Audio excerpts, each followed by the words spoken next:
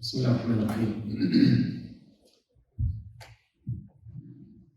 الحمد لله والصلاة والسلام على رسول الله وعلى آله الكرام وصحبه ومن والاه. اللهم لا سهل إلا ما جعلته سهلا، وأنت يا رب تجعل الحزن إذا شئت سهلا. رب يسر وأعن يا كريم. Say Amen. Amen. I wish I could start with what they start with usually when they say, once upon a time. Usually when they start a story, they say, once upon a time. But today's story started before time. Allah subhanahu wa ta'ala created time to test humans. And time is like a one-way tube. You're not able to go back. You're not able even to accelerate. The crowds make you run in one pace. So you're not able to go back, travel back to the history, to the past.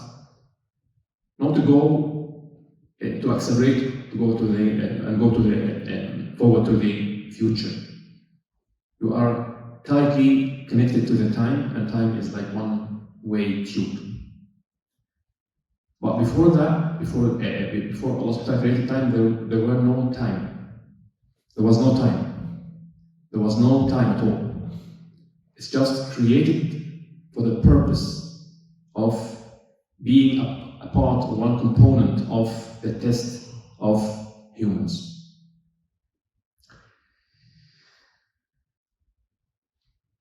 Allah subhanahu wa ta'ala, before He create us, this last segment, or this segment that we live in now, He said in the Quran, He said, إِنَّ عَرَضْنَا الْأَمَانَةَ عَلَى السَّمَاوَاتِ وَالْأَرْضِ وَالْجِبَالِ فَأَبَيْنَ أَنْ يَحْمِلْنَهَا. Allah subhanahu wa ta'ala offered the status of being able to choose with a sound mind. He offered that status for the heavens and the earth, but they refused. They found they had known that this is a very and heavy amana to hold or to carry. So they said no. Allah subhanahu wa ta'ala said that the humans and the insan just said yes, I'm going to hold this amana. And here we go. We are fulfilling this choice that we have chosen before. Allah subhanahu wa ta'ala bring us to this dunya as a part of the test. Remember that being in this dunya is nothing except a test, and we are going to prove that, inshallah. So what's the test?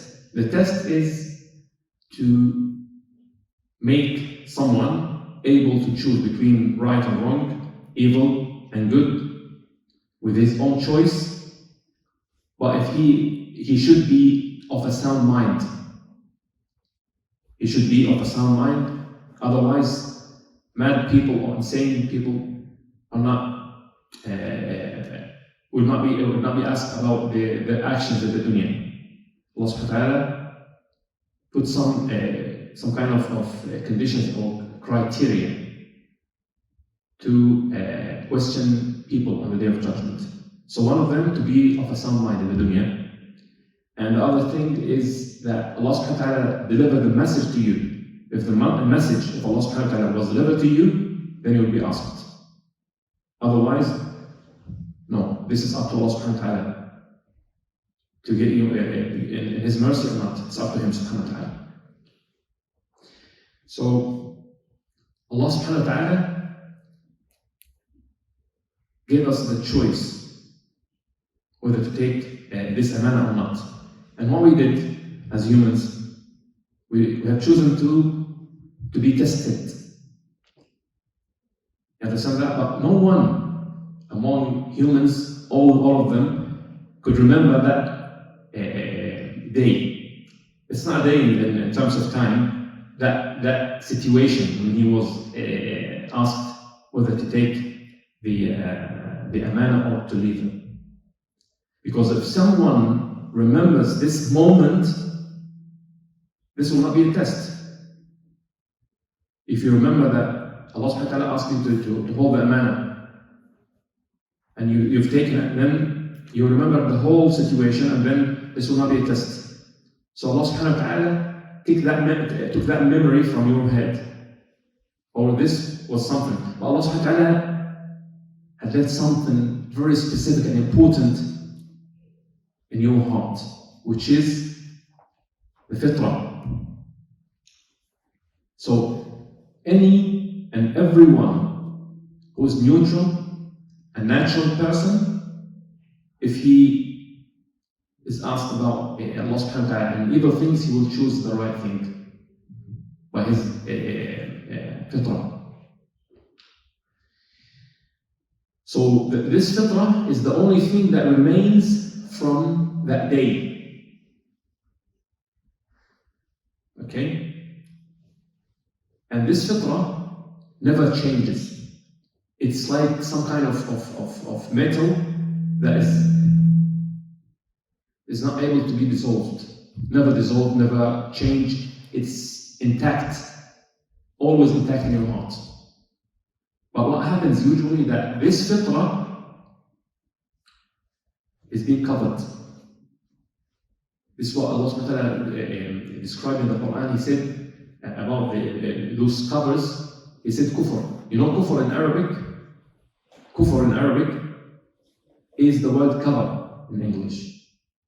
Because when every person, every human being have that fitrah which leads him to Allah subhanahu wa ta'ala directly. But kufr means you cover that. If you have a compass or something to lead you to the right direction, and you put it in some kind of metal pan or something, it will deceive you. If you cover, even if it's working, you are not able to see which direction it directs you. So simply, this fitrah is there, deep in your heart, intact, untouchable, but it could be covered with the ran. Ran even in كَلَّا بَرَّانَ عَلَى قُلُوبِهِمْ مَا كَانُوا يَكْسِبُونَ. Ran is a cover, some kind of cover, like dust, like any kind of cover. But it's there. If you just clean that cover or remove it, if you remove that cover, you will find the fitrah there inside clean, will guide you. This will explain how non-Muslims, when they become Muslims, this takes, like what we call the convert. You just do like this, and you find that fitrah inside him. Just clean. He removes that cover. And we're going to come, inshallah, if we have time, to the story of Fir'aun. We all know the story of Fir'aun. What happened to Fir'aun? He was arrogant and saying to his people, أَنَا رَبُّكُمُ الْأَعْلَى. You're superior and supreme Lord. I'm the top of all gods. If you have gods, I'm the supreme one. What is covering his fitrah at this point when he said that? The arrogance, kibr. But once this kibr was removed by Allah subhanahu wa ta'ala, humiliated him. He was drowned in the sea or the water, and then what happened? When someone humiliates you and you find yourself helpless, you can't do anything, all your army are drowning with you, and you have nothing to do. What happens at this point? His arrogance was removed from his fitrah, and his fitrah becomes brilliant, shining, but too late. It was too late. And then what he said, the word of Tawheed, the oneness of Allah. قَالَ آمَنْتُ. I believed in the one who Banu Israel, the slaves of him, Banu Israel, have believed in. He still have some kind of arrogance as he used to be arrogant. You know, but his fitrah was clean now, but it's too late. It was too late. So again, this fitrah is what remains from the day when Allah subhanahu wa ta'ala took that covenant, which is another story, when Allah subhanahu wa ta'ala says in the Quran, وإذ أخذ ربك من بني آدم من ظهورهم ذريتهم وأشهدهم على أنفسهم ألست بربكم قالوا بلى. Before creating humans, Allah subhanahu wa ta'ala brought Adam before time and before everything, before even creating Adam alayhi salam in his body, the Dunya's body, this world's body. So Allah subhanahu wa ta'ala said, وإذ أخذ ربك من بني آدم من ظهورهم ذريتهم وأشهدهم على أنفسهم. He took from Adam's back his descendants or offspring one by one until he brought all the population of the humans in one place. And then what happened? He said to them, Alastu rabbikum, isn't me your Lord? They said, all of them said, yeah, you are. He said, yeah, I'm taking this covenant from you now, just not to come back in the dunya or later on and say no one had told us. And from this point, this fitrah remains from this day. Allah subhanahu wa ta'ala let that fitrah to stay in our hearts.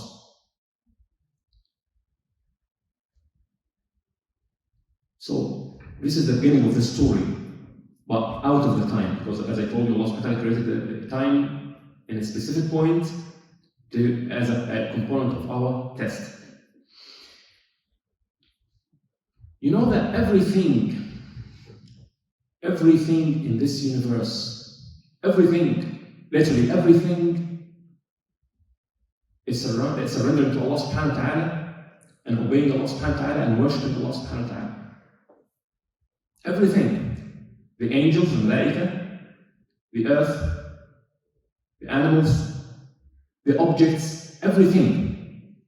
I claim that even the bodies of the unbelievers, the flesh, the bones, are also worshipping Allah subhanahu wa ta'ala, to sabbih, to make a tasbih to Allah subhanahu wa ta'ala.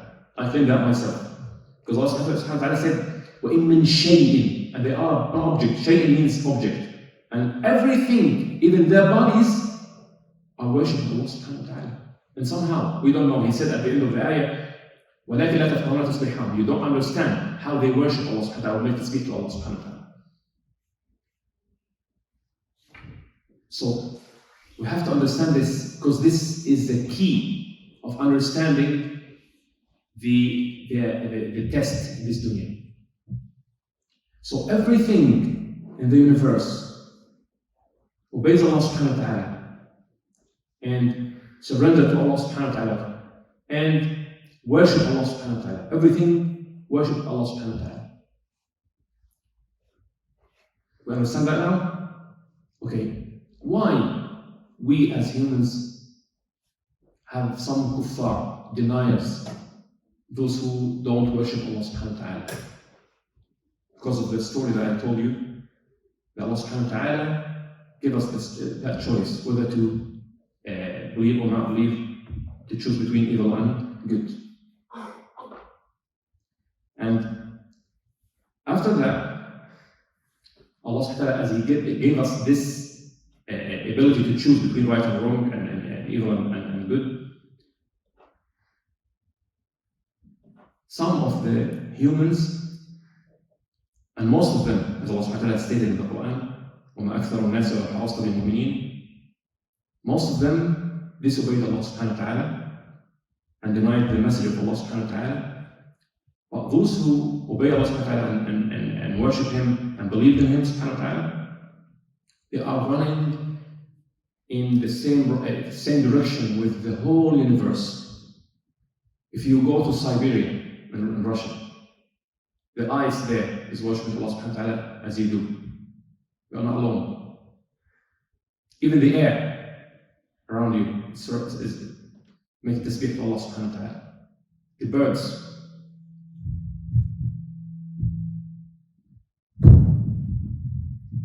birds, the objects, everything. You are not alone in the universe. Those deniers, the kuffar, are the minority. Wherever you go, you have to feel that proud in your heart. That everything, you are running with the whole thing in the universe towards Allah subhanahu wa ta'ala. They are the odd, the strangers, those deniers of the message of Allah subhanahu wa ta'ala. So, the original status of everything in the universe is to obey Allah subhanahu wa ta'ala. You got that now? So, whether we are tested in the dunya, we have to worship Allah subhanahu wa ta'ala, or if we are not tested like other things and creatures in the universe, we have to obey Allah subhanahu wa ta'ala and worship Him subhanahu wa ta'ala. So this is normal. And we're gonna come to two things, small things happened, or I've read them in the narrations about Prophet Muhammad sallallahu alaihi wasallam, the heritage of Prophet Muhammad sallallahu alaihi wasallam. Muhammad sallallahu alaihi wasallam, when he was traveling in the journey of Al-Isra al-Mi'raj, he said sallallahu alaihi wasallam that he passed by Musa alayhi salam in his grave. And he said that he was standing, praying, standing and praying. I've read that maybe like 15, 20 years ago. I was wondering, why Musa, he passed away now and everything is done. His test was finished. Why he's standing in his grave praying to Allah subhanahu wa ta'ala. And I think you understand now why Musa alayhi salam is doing ibadah and worshipping Allah subhanahu wa ta'ala in his grave. Because this is the norm of everything in the universe.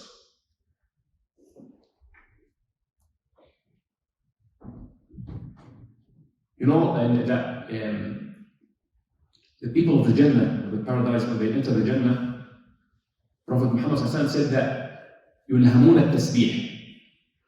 Making tasbih to Allah subhanahu wa ta'ala will be a default on their tongues. You never think when you take breath, when you sleep, you ever think before you take a breath? This is normal. So the same thing, يُلْهَمُونَ التَّسْبِيحِ means making tasbih to Allah subhanahu wa ta'ala will be something normal. You will never think about making tasbih. This will come to your tongue by normal. So why is that? It's the same direction of worship Allah subhanahu wa ta'ala. Because everything in the universe have to worship, have to obey Allah subhanahu wa ta'ala. And furthermore, this will take us to another point, which is very significant and important point here. Allah subhanahu wa ta'ala said in the Quran, وَلَوْ شَاءَ رَبُّكَ لَآمَنَ مَنْ فِي الْأَرْضِ كُلُّهُمْ. He didn't stop here. He said, for those who understand Arabic, he didn't say, وَلَوْ شَاءَ رَبُّكَ لَآمَنَ مَنْ فِي الْأَرْضِ كُلُّهُمْ and stop here. No, he said, كُلُّهُمْ جَمِيعًا. Means all of them, literally all of them. If Allah subhanahu wa ta'ala wanted, He would have guided and give iman for all and every single human on earth. Or every single thing on earth. لَآمَنَ مَنْ فِي الْأَرْضِ كُلُّهُمْ جَمِيعًا. But He didn't. Did He? Did He give iman to all people on earth or all humans on earth? No. Why? Because He gave them the choice, or the ability to choose between right and wrong, iman and kufr. So a lot of them have chosen to be kuffar. And then the end of the ayah, He said subhanahu wa ta'ala, أَفَأَنْتَ وَمُحَمَّدْ صلى الله عليه وسلم أَفَأَنْتَ تُكْرِهُ النَّاسَ حَتَّى يَكُونُوا مُؤْمِنِينَ. Are you able to compel or force people to become believers? Allah subhanahu wa ta'ala Himself gave us the choice. So no one on earth is able to take that choice from you. Even Prophet Muhammad sallallahu alaihi wasallam, even if he is your son, your close friend, even yourself. Except if you ask Allah subhanahu wa ta'ala to guide you, then He will guide you definitely. If someone came to you or come to you and ask you for help, and you have that help easily, you're going to give it to him. So whenever you come to Allah subhanahu wa ta'ala or raise your supplication to Allah subhanahu wa ta'ala to guide you, اهدنا الصراط المستقيم in every salah, or every rak'ah in salah, what will happen? Allah subhanahu wa ta'ala will guide you, definitely will guide you. But if you don't need guidance, or if you don't want guidance, He will not compel you or force you to take guidance. It's not free. You have to ask for it.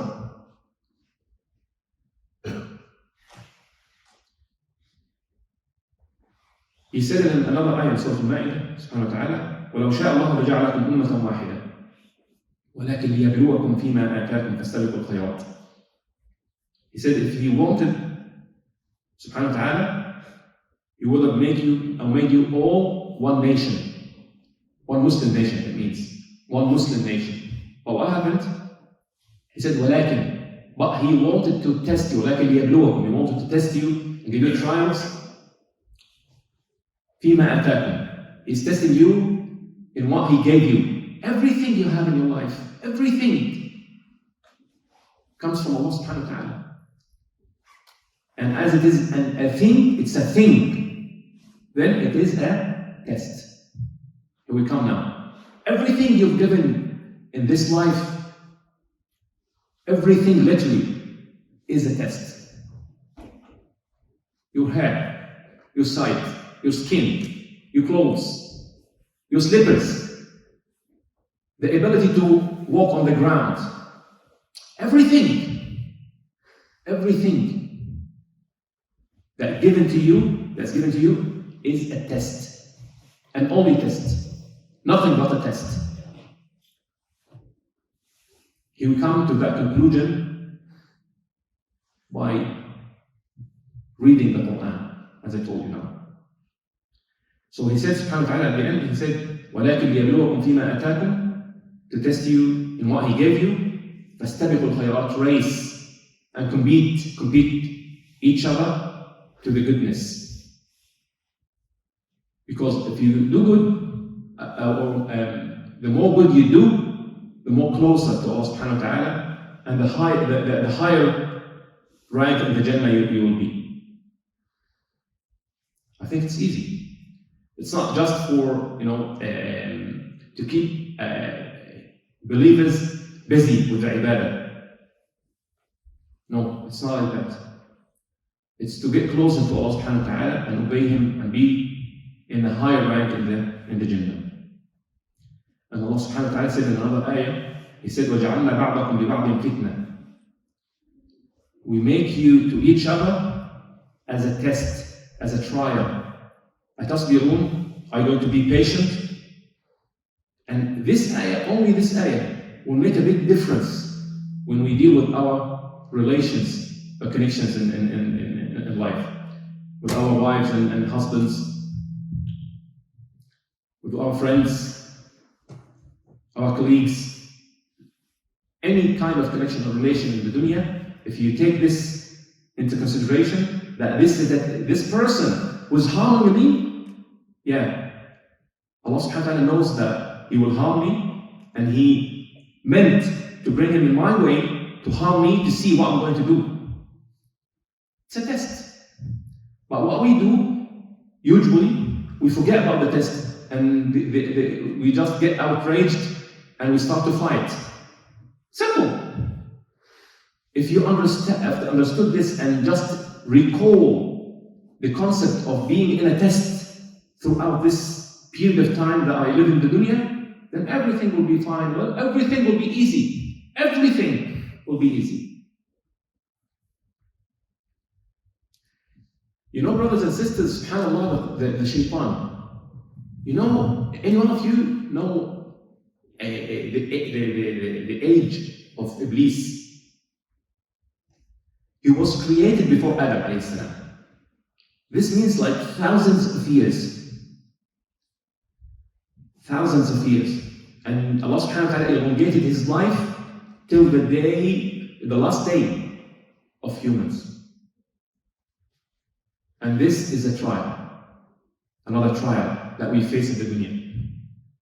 So imagine that you have that enemy, the shaitan, the beast or the shaitan, and he got that experience of thousands of years.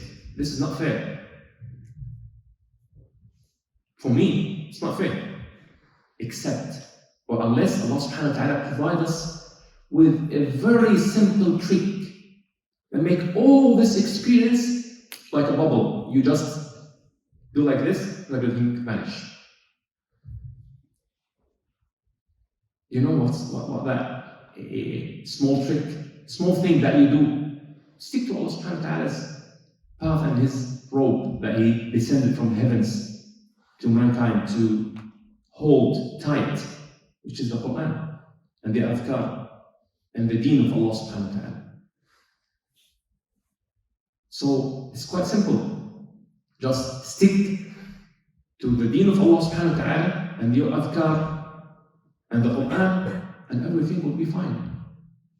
Because if you stick to the Quran, what will happen? You will be in the side of Allah subhanahu wa ta'ala. And anything added to the side of Allah or belongs to the side of Allah subhanahu wa ta'ala will be bigger ever than anything. We are nothing. Very weak. خلق الإنسان ضعيفا. Allah subhanahu created us in a weakness. But this is when we become alone, solely living in the dunya. But if we adhere to the teachings of Allah subhanahu wa ta'ala and stick to the side of Allah subhanahu wa ta'ala, the party of Allah subhanahu wa ta'ala, then we will be way stronger than the shaitan and the iblis, with his whole and massive experience over thousands of years. This will be nothing. We have Allah subhanahu wa ta'ala. So nothing will be compared to Allah subhanahu wa ta'ala.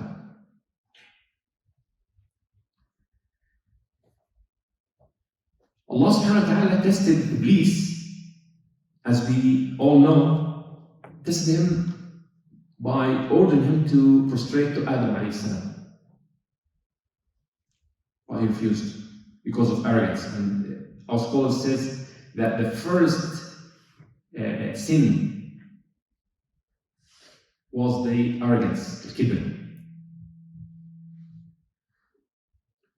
And this kibr, Iblis was one of the worshippers of Allah subhanahu wa ta'ala among the angels, and Allah subhanahu wa ta'ala ordered him to prostrate to Adam, to sujood, but he refused because of this small thing in his heart that covers his fitnah. So, again, what's the way of surviving in the hereafter? Surviving this test in the dunya and surviving from the hellfire in the akhirah.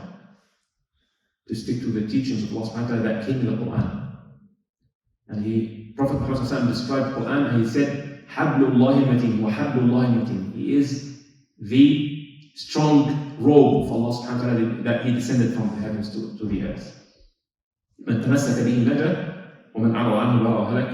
Whoever hold it tight, he will survive, and whoever gave it his back, he will be deceived away from Allah subhanahu wa ta'ala and be a loser. So, as we understood now, according to everything in the universe that worships Allah subhanahu wa ta'ala and obeys Allah subhanahu wa ta'ala and makes speak to Allah subhanahu wa ta'ala, it's not up to us to choose. If I gave you like a stick now, any one of you, give him a stick and said, you have the choice now to hit me with this stick in my face or not. By giving you this permission to hit me, are you going to hit me for what? If you did, if someone took that stick and hit me in my face, what are you going to say? Are you crazy? Isn't it? That's it. Doesn't make sense that Allah subhanahu wa ta'ala give you the ability to choose between right and wrong, and you choose wrong. And he told you, this is wrong, don't do it. And you go further and you do wrong. This doesn't mean that we will never do wrong in our lives. As Muslims, we do wrong sometimes. A lot of times. And Allah subhanahu wa ta'ala praise those who used to do repentance all the time. And when you do repentance, that means that you're mistaken before that. This is human nature. But being arrogant to make repentance to Allah subhanahu wa ta'ala, this will lead us to the wrong direction. So again, it's not up to us to choose between right and wrong. Even we have given that permission to choose between right and wrong. But we have to choose the right thing, the right path. We have to adhere and stick to the teachings of Allah subhanahu wa ta'ala, to the book of Allah subhanahu wa ta'ala, to the way of Allah subhanahu wa ta'ala. Doesn't mean that someone gave you the stick and told you to do whatever you want to do it with it, to use it in the wrong way. One of the aspects of slavery,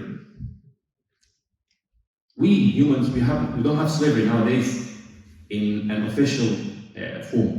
We have slavery actually, but I mean officially we don't have slavery in the world now. There's some kind of slavery. If you Google it, you're gonna find slavery somehow. But I mean the official meaning of slavery, that you own someone, human being, and you own that human being. You sell it and buy it.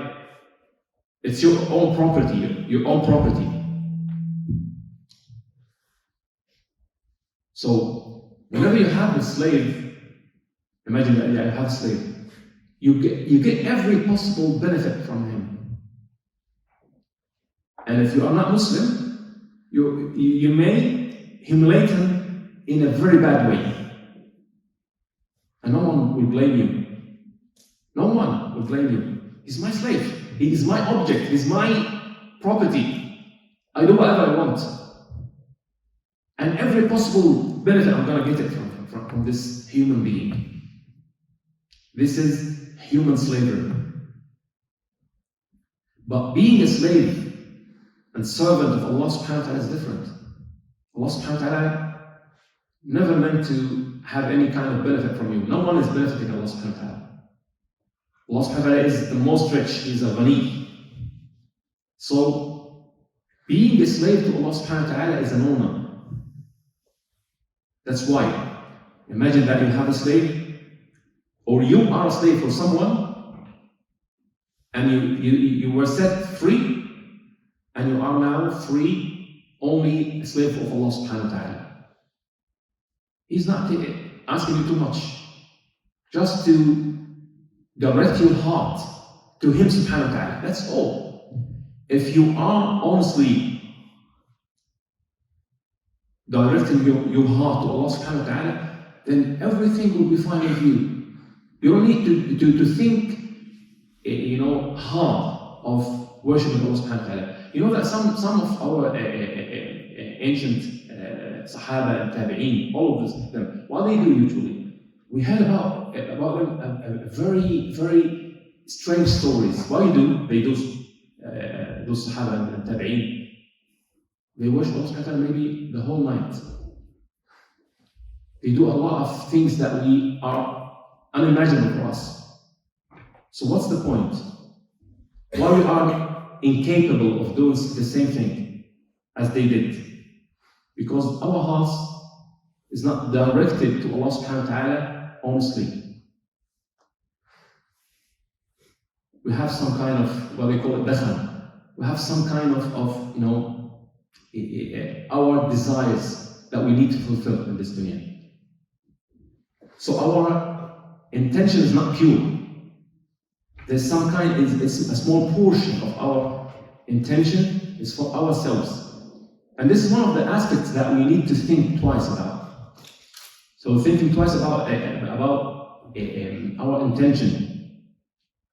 The intention is a very important thing, because this is all it takes from you.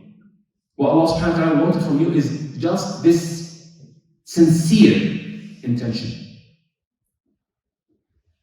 And then everything will come easily in the way of Allah subhanahu wa ta'ala.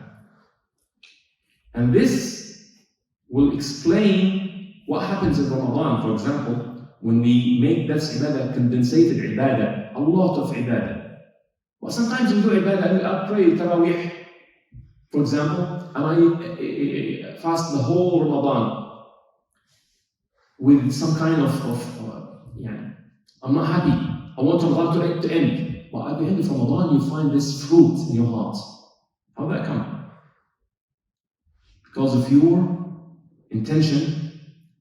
It's not pure, of course, but I mean, a lot of ibadah will make you quite closer to Allah subhanahu wa ta'ala.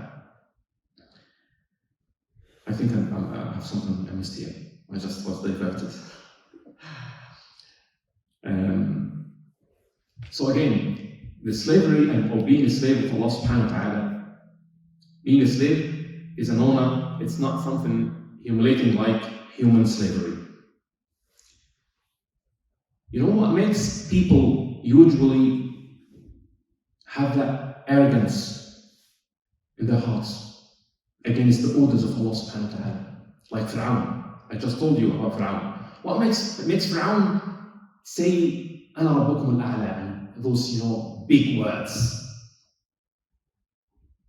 Imagine that Fir'aun just living in a desert with his sheep, nothing, no soldiers, no palace, no servants, no people.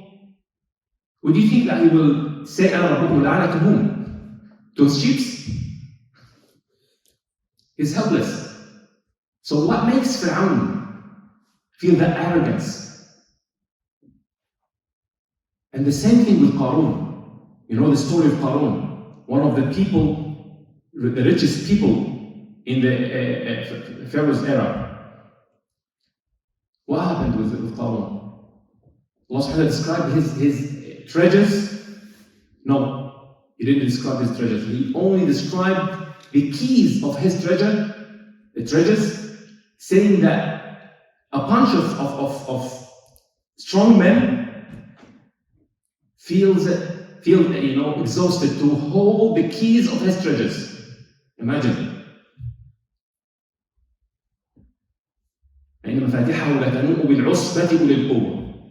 It's said in the Quran. So he was, enormously rich, very rich. And this was the thing that made him arrogant and denier of the word of Allah subhanahu wa ta'ala. So Allah subhanahu wa ta'ala stated this in a very short ayah in the Quran, in Juz Amma. I think that all of you memorize this ayah. He said subhanahu wa ta'ala, كَلَّا إِنَّ الْإِنسَانَ لَيَطْغَى أَنْ رَآهُ اسْتَغْنَى. Two ayahs, I'm sorry. Yeah. كَلَّا إِنَّ الْإِنسَانَ لَيَطْغَى أَنْ رَآهُ اسْتَغْنَى. يطغى, الإنسان, the human being, يطغى means to cross the border that made for him. يطغى. أَنْ رَآهُ اسْتَغْنَى. When he finds himself, not in need to Allah subhanahu wa ta'ala, and then what he do? يطغى. You do whatever you want. I have money. I have everything anything on earth I can buy it. If I have power, like Fir'aun, anything I want to do in this world, I'm gonna do it. Just a small order to one of my soldiers or my ministers, go and bring it, go and do it. That's it. We'll never take it too much. Simple. In this stage, I feel myself. I feel my arrogance. And then when someone comes to you, to me and say, Amin Billah, believe in Allah subhanahu wa ta'ala, He is the one who provided you with all these treasures, with all those powers that you have now. Who is that you're talking about? Allah? Who's Allah? That what Fir'aun said to Musa alayhi salam. stated in the Quran. But at the end, when this, this shell, this cover of arrogance was removed from his heart by humiliating him, what happened? Everything became very evident, very clear to his side. And then he believed. But as I told you, it was too late. I'm coming to this point. So Fir'aun had powers, and he had powers, and Qarun have money and wealth. And Allah subhanahu wa ta'ala gave Fir'aun and Qarun those things. Refer back to the beginning of my speech. What I said. Anything and every single thing that Allah subhanahu wa ta'ala provided in this life is a test. Everything, literally everything is a test. Whether good or bad for you, in your consideration, if you consider it bad or good, it is a test. What Allah subhanahu wa ta'ala gave Fir'aun and gave Qarun was good. Goodness, a lot of wealth, and a lot of powers. Is it good or not? Yeah, good. But it was a test. And the same thing, brothers and sisters, Allah subhanahu wa ta'ala provides humans with things that evidently, we don't feel that this is a test. Like health. Allah subhanahu wa ta'ala described the beginning of a human being like a blank sheet. He said in Surah Al-Nahl, "Allahu akhrajakum min butuni ummahatikum la ta'lamuna shay'an." Allah subhanahu wa ta'ala brought you or get you out of your mother's wombs, knowing nothing, literally nothing. La ta'lamuna shay'an, like a blank sheet. Blank white sheet, nothing. Who gave you all this knowledge? And mashallah, you're a very knowledgeable person, me and you and all of us. How did that come? Allah subhanahu wa ta'ala gave us the ability to learn and gave us that knowledge and make it stick in our heads and make it known how to walk. Even how to walk, subhanAllah, how to walk, how to eat. Everything from Allah subhanahu wa ta'ala. And then this is the weakness of a human being. That Allah subhanahu wa ta'ala said in Surah Al-Rum that He created us from du'f or da'f, weakness. And then He made after weakness, what? Strength. This phase that we are all now in. Do you feel that? This strength that we are in now, that we have in our life, in this stage of life, this is a huge test. And then we gotta come to this last stage of weakness again, as He says, subhanahu wa ta'ala in Surah Al-Rum, and this will be a test as well. And sometimes when I speak to someone who is, have this strong body and good health and good shape and fit enough to do whatever he wants to do in this dunya. This fit person, when I said to him, why don't you pray sunnah, for example, or why don't you pray in the masjid? Oh, I feel tired. You feel tired? SubhanAllah, you go to the gym every day for a couple hours and you do this weight.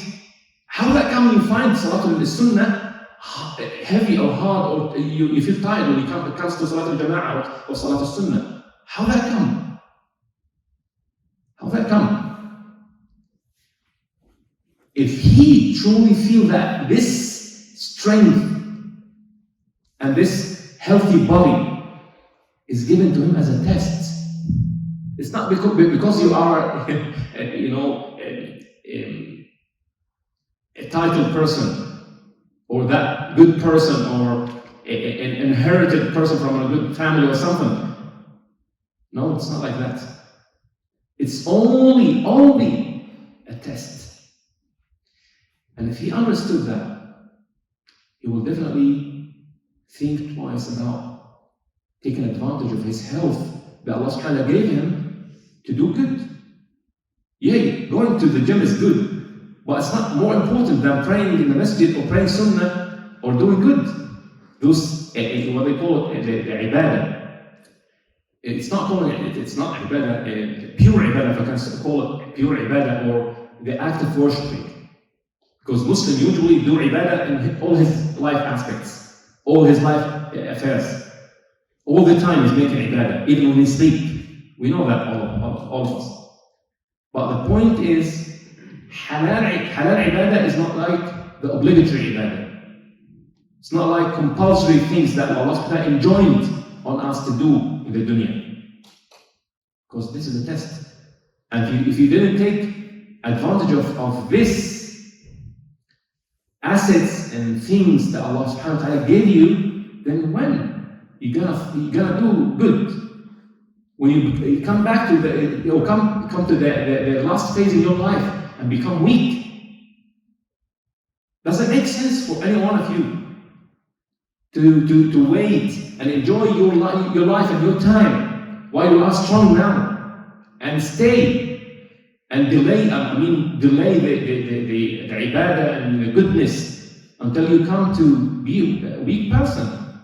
Doesn't make sense to any one of you. And do you have that, certainty that you're gonna live to be a weak person? No one knows when you're gonna live to the hereafter. Isn't it? Yeah.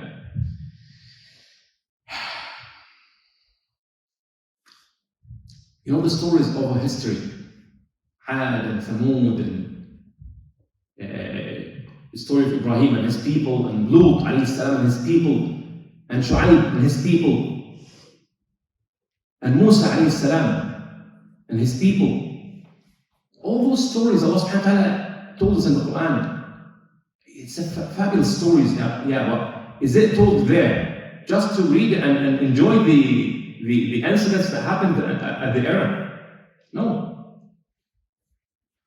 It is there in the Quran to reflect on and understood what happened and why, and get rid of those bad actions that they did in order to survive in the hereafter. That's it. Allah subhanahu wa ta'ala gave Ad, people of Hud alayhi salam, strength in their bodies.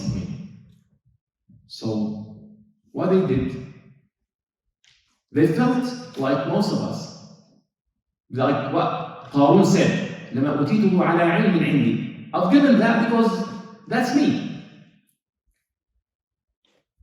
How did that come? If you ask someone, how did you get that strength in your body? Did you arrange yourself to be built in this shape? Did you control anything in your body? You just go to the gym. Allah subhanahu wa ta'ala provided you with the gym, with the equipment there, and provided you with the ability to walk to the gym. And whenever you exercise there, you get benefit of those exercises and your body become shaped. And you know for certain that there are people who go to the gym but never benefit. They have some injuries. Isn't it? Who protected you? Who let you grow up and be that strong person and fit person to walk in the streets and you feel yourself? Allah subhanahu wa ta'ala. So what happened to Ad? Allah subhanahu wa ta'ala wiped them out from the earth. The same thing with Thamud. The same thing with the people of Nuh alayhi salam. And the stories came in the Quran again and again. The story of Nuh and the story of Musa, all the prophets. Sallallahu alayhi wa sallam.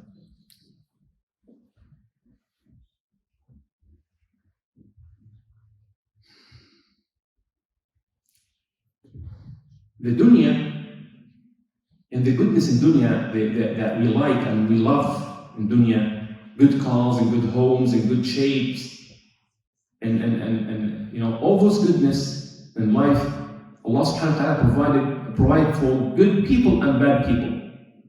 And this is fair. As I told you before, that because of the test in the dunya, we are all tested now. The good people and the bad people, believers and unbelievers. Unless we are under the test, it's not fair to give some and refrain some from goodness. That's what Allah subhanahu wa ta'ala said in Surah Al-Isra. As I remember, He said subhanahu wa ta'ala, كُلًّا نُمِدُّ هَؤُلَاءِ وَهَؤُلَاءِ. We supply and give the believers and unbelievers. All of them, because they are all tested now. After test, the goodness will be purely for the believers in the Jannah. And when the people of the hellfire just call the people of the Jannah, just give us a sip of water. They say, no. Allah subhanahu wa ta'ala forbidden that water and everything goodness in the hereafter from you.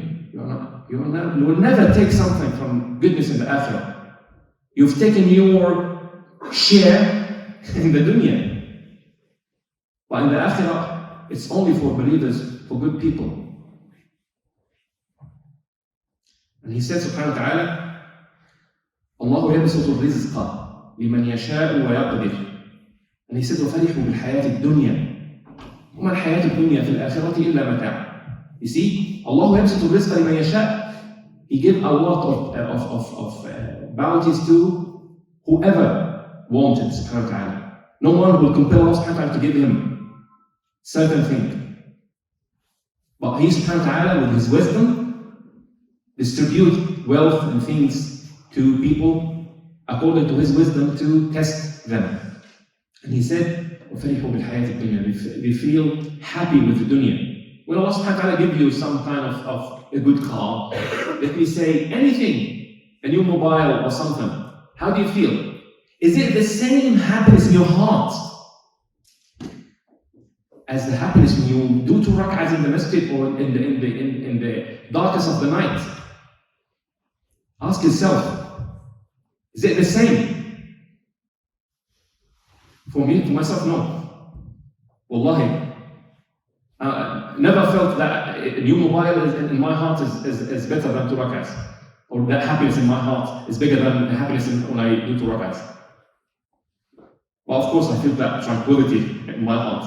This is, I can't measure that. But we have that problem in our life. This is what Allah described. وَفَرِحُوا بِالْحَيَاةِ الدُّنْيَا. And He said, وَمَا الْحَيَاةُ الدُّنْيا فِي الْآخِرَةِ إِلَّا مَتَاعٌ. Think that this center, mashallah, how do you think of anything like a chair? How do you compare that center to a chair? It's nothing but that. You use the chair, if it's broken, you gotta throw it in the bin. You will not even try to fix it because we got a lot of chairs here. That's it. That's what He described, mata'. Something you use it permanently, temporary. And you get rid of it and bring another one. Mata'. If you compare dunya to the akhirah, it's something incomparable. And He said subhanahu wa ta'ala in another ayah, من كان يريد العاجل عجلنا له فيها ما نشاء. Always ما نشاء. According to His will. No one will compel Allah subhanahu wa ta'ala to give him. If you ask Him and He will to give you, then He will give you. But if this, against His will, He will never give you. This is Allah subhanahu wa ta'ala's domination over every single thing in this universe. Every single thing. He dominates subhanahu wa ta'ala. No one will compel Him or force Him to do something that He don't want or wants. So He said, من كان يريد العاجلة. العاجل means dunya. عجلنا له فيها ما نشاء لمن نريد.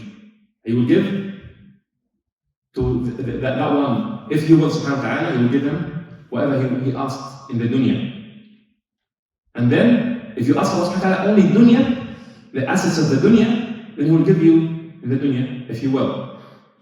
But what about the hereafter? No way. ثم جعلنا له جهنم, the hellfire, يصلاها مذموما مدحورا. I don't know how to go to the interpretation of the مذموما مدحورا. But anyway,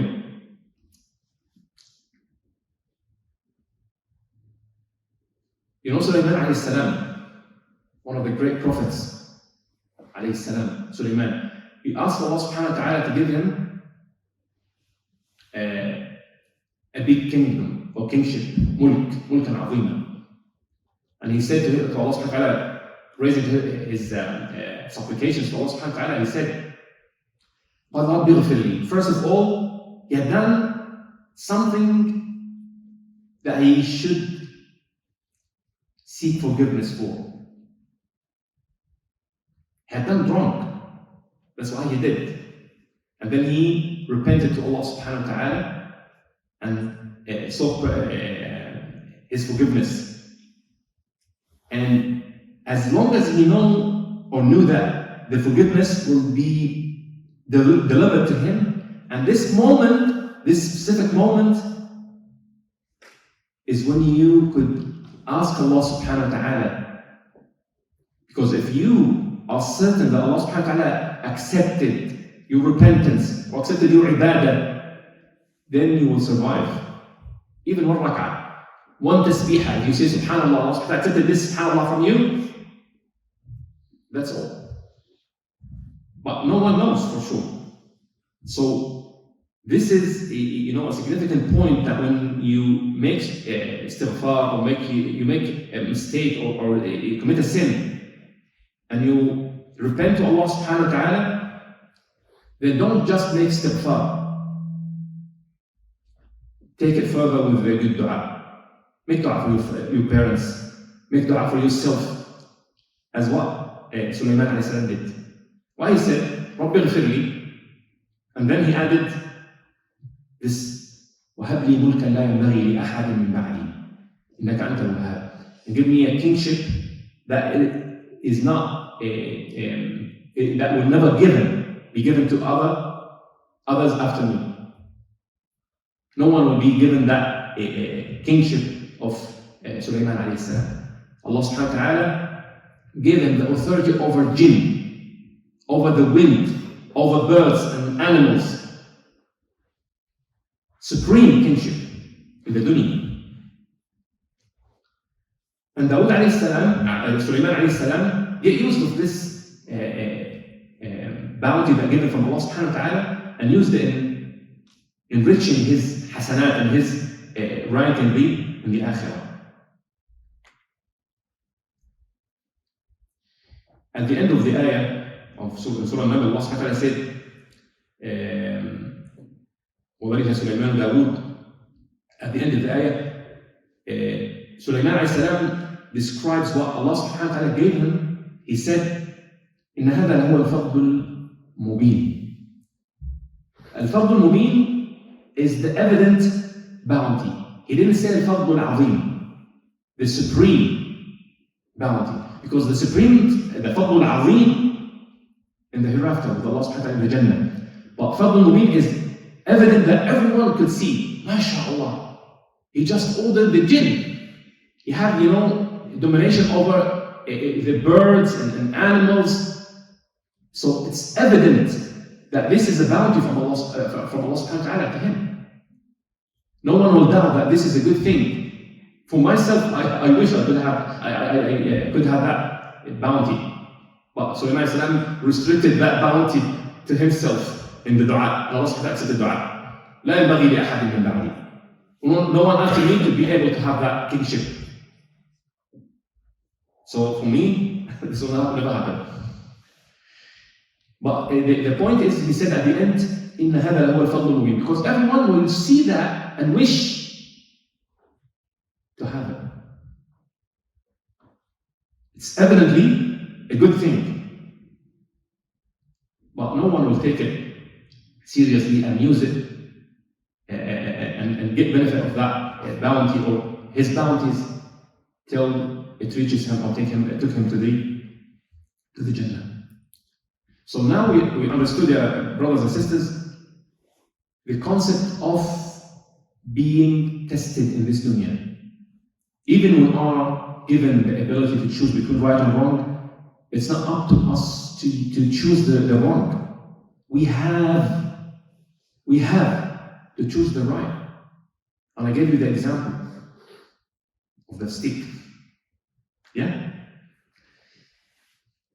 And Allah subhanahu wa ta'ala, in terms of hardships, tested his prophets and messengers a very tough tests. And I don't have time actually to go through the stories of prophets. Are we going to finish on time? Yeah. Right, okay, no problem. So, starting with the story of Nuh alayhi salam. Yeah, 10 minutes inshallah. So, starting with the story of Nuh alayhi salam. You imagine that Nuh alayhi salam is one of the best prophets that we call in Arabic Ulul Azm, the messengers of resolve. The best messengers, the best 5 messengers. Muhammad alayhi salam, who knows the messengers of resolve. Starting with Nuh alayhi salam, not Adam. Nuh, Ibrahim, Musa, Isa, Muhammad. So Nuh alayhi salam was one of the best messengers of Allah subhanahu wa ta'ala. And he stayed like almost 1,000 years calling his people to Allah subhanahu wa ta'ala. And Allah subhanahu wa ta'ala described his situation at the end. He said, وَمَا آمَنَ مَعَهُ إِلَّا قَلِيلٌ. Only a few who believed with him. Sallallahu alayhi wa sallam. And his wife and his son, specifically his son, was not among the believers. And when it came to the moment that Allah subhanahu wa ta'ala will drown all his nation, and he ordered him to build up the ship, and the water start to, tribulate, what happened? He called upon his son, calling him to join the believers on the ship, but he denied. He said, no, I'm going to seek refuge on the mount there. But he never gave up. He said, no way. No refuge from Allah subhanahu wa ta'ala's punishment except who descended mercy to them. Who descended his mercy on them. So Allah subhanahu wa ta'ala said that water came like a barrier between Nuh alayhi salam and the believers and his son. After everything finished, what Nuh alayhi salam did? He came back to Allah subhanahu wa ta'ala and raised her supplications and dua to Allah subhanahu wa ta'ala, saying, قَالَ رَبِّ إِنَّ ابْنِي مِنْ أَهْلِي وَإِنَّكَ وَعْدَكَ الْحَقِّ. My son is one of my family, and he promised to save my family, to save my people, my siblings. وَأَنْتَ أَحْكَمُ الْحَاكِمِينَ. You are the most in wisdom. And then what he said, subhanahu wa ta'ala, he said, قَالَ يَا نُوحُ إِنَّهُ ليس من أهلك. ليس من أهلك. This is the scale that we have to use when we determine our relations in this dunya. The closest to our hearts should be the believers, the pious persons. It's not up to us or up to us to choose that person because he's funny person. He's cool, man. No? Even if he is a cool person, if he is funny, if he is a good person, but he's not believer, he's not pious, don't get closer to him. Deal good with him. Never get closer to him. Make him one of your closest friends or close friends. This is the gauge that you use to distinguish between those who you allow to get closer to you. And he said, subhanahu wa ta'ala said to Nuh alayhi salam, "No, laysa min ahlik." He's not among your siblings. Because being a sibling of someone is a relation. And any relation in Islam or in Allah subhanahu wa ta'ala's account, any relation that is not built according to the piety or being close to Allah subhanahu wa ta'ala, any relation is built away from Allah subhanahu wa ta'ala, not through the heavens, you have to get rid of it. That's why he said, إنه ليس من أهلك إنه عمل غير صالح. He is a bad deed. He himself, as an entity, he is a bad deed. He didn't say he is a person who did bad. This came in another qira'ah. إنه عمل غير صالح. But here in this, in Hafs, what we recite, he said he is a bad deed. Himself, he's a bad deed. Don't ever try. Don't ever think that you have a tight relation with a person, even he's your son.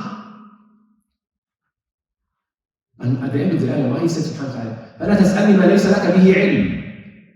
مَا لَيْسَ لَكَ بِهِ عِلْمٍ, you lack knowledge in. What Nuh alayhi salam lacked in this situation? This concept of getting rid of any relation that is far from Allah subhanahu wa ta'ala. And this is my son. This is my son. Allah subhanahu wa ta'ala warned him, فَلَا تَسْأَلْنِي مَا لَيْسَ لَكَ بِهِ عِلْمٍ إِنِّي أَعِظُكَ أَن تَكُونَ مِنَ الْجَاهِلِينَ. I'm warning you, never be among the arrogant or unknowledgeable. Because he asked Allah subhanahu wa ta'ala something that he should not ask Allah subhanahu wa ta'ala. So here we come to the key, the change in Nuh alayhi salam's understanding. Straight away, he repented to Allah subhanahu wa ta'ala and said, قال رب إني أعوذ بك, I seek refuge with you, Allah subhanahu wa ta'ala, from asking you something that is not correct. ما ليس لي به علم وإلا تغفر لي وترحمني. If you didn't forgive me and get mercy on me, I'll be among the losers. Literally, yeah. Even Nuh alayhi salam. Anyone on earth, we should all adhere and stick and tightly hold the robe of Allah subhanahu wa ta'ala, and this will be another talk inshallah to speak about the rest of the tests of the prophets in the Quran and get the conclusion of those stories inshallah. I think we're like a couple minutes. If there is any kind of questions or you want to finalize that, Jazakallah khair. Yeah. Any questions or you're gonna finalize that inshallah.